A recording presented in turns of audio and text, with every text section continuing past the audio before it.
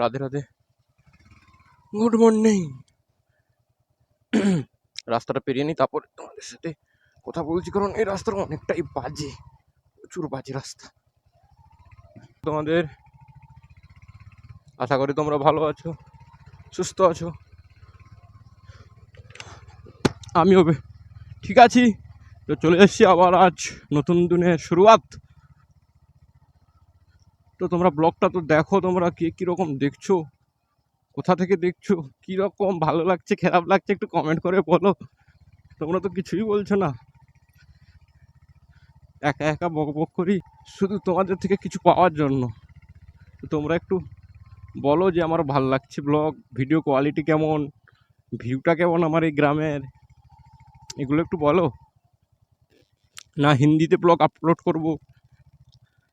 तो आप लोग जो भी देख रहे हो ना, मैं जो लोग बाहर के लोग हैं उस लोगों के लिए बोल रहा हूँ, मैं हिंदी में ब्लॉग करूँ या बंगाली पे आप लोग बोल सकते हो। मैं मेदिनीपुर से हूँ तो बंगाली हूँ, तो आप लोग बोलोगे तो मैं हिंदी पे करूँगा, हिंदी चला लूँगा जितना भी होगा, हो जाता है, बोल सकता हूँ हिंदी थोड़ा, तो आप लोगों के लिए कर लूँगा। तो आप लोग मेरे को कमेंट करके बताओ। तो এখন আমরা বেরোচ্ছি চড়াবাঁধ।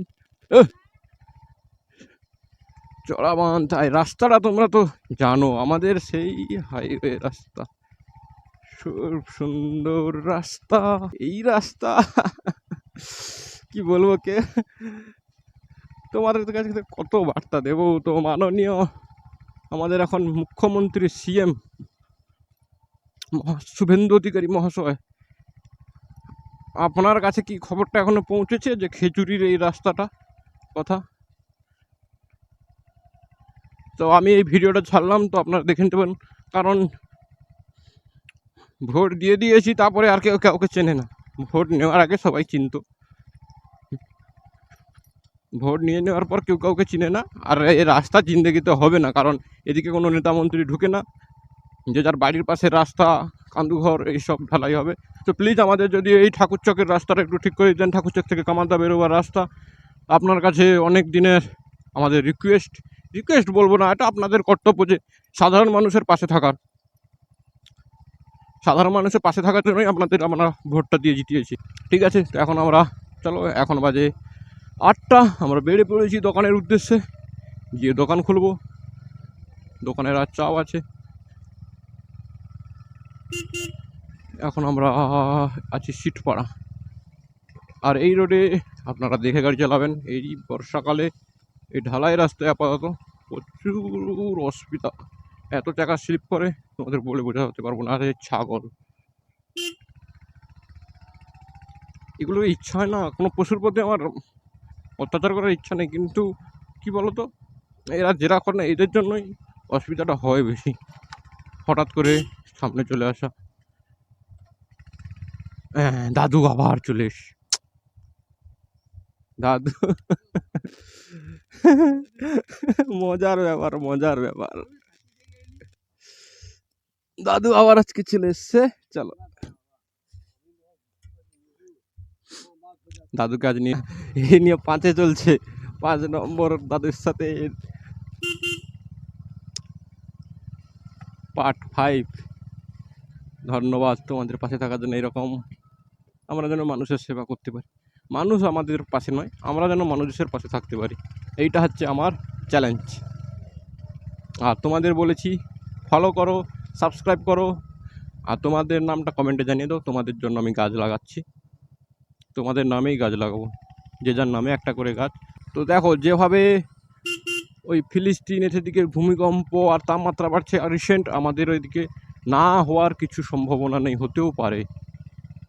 তো তাই বলছি, এখন থেকে তোমরা সতর্ক হও, তোমরা না পারো তোমরা ফলো করে কমেন্টে আপনার নামটা জানিয়ে দাও, তো আমি গাছ লাগাবো, তোমাদের কিছু করতে হবে না, শুধু তোমরা পাশে থাকো, শুধু আমাকে একটু তোমরা সাপোর্ট করো, মনিটাইজেশনটা মতো করে দাও, কিছু আমি আর্নিং করতে পারি।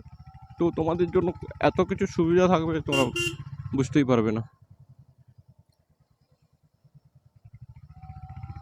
আমরা এখন ঢুকছি কামারদা বাজার, এখন বাজে 8টা 5 মিনিটে আমরা চলে এসেছি কামালদা। কোনো সমস্যা নেই, ধীরে সুস্থে যাও। দাদুকে কামালদা বাজারে নামিয়ে আমরা যাব আবার দোকানের উদ্দেশ্যে। আর সামনে চলে এলো একটা টোটো। তো এখন থেকে 10টার স্কুল চালু হয়ে গেছে, সকালের স্কুল বন্ধ, মর্নিং স্কুল এখন বন্ধ হয়ে গেছে। তো তোমাদের জন্য রিয়াকশন ভিডিও খুব ভালো আসবে। এবারে স্কুলের পাশে পাশে যাবো, কিন্তু এখন যাওয়া না, কিছুদিন পর থেকে যাব, কারণ এখন তেল ভরার পয়সা খুব কম আমার পাশে। হর হর মহাদেব। এবং সবার পাশে দাঁড়াতে পারি বাবা। ভোলেনাথ যতদিন আছে ব্যবস্থা করে দেবে। তো এখন কামারদা বাজার ঢুকে গেছি, দাদুকে এখানে নামিয়ে দিই, নামিয়ে দিয়ে আমরা পালিয়ে যাবো দোকানের উদ্দেশ্যে।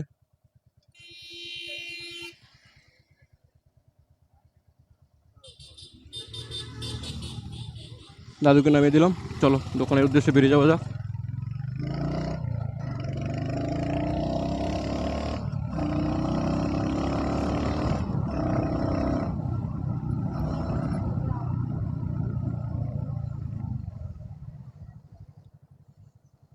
চলে এসেছি দোকান।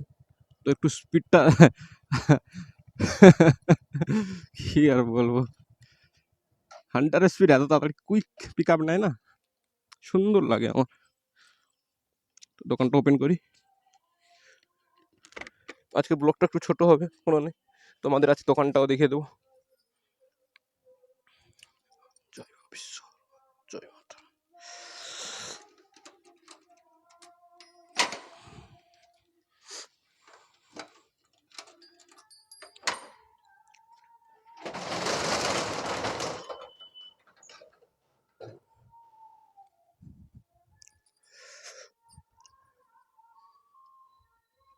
তো ভিতরে ঢুকে দিই গাড়িটা, বৃষ্টি আসতে পারে।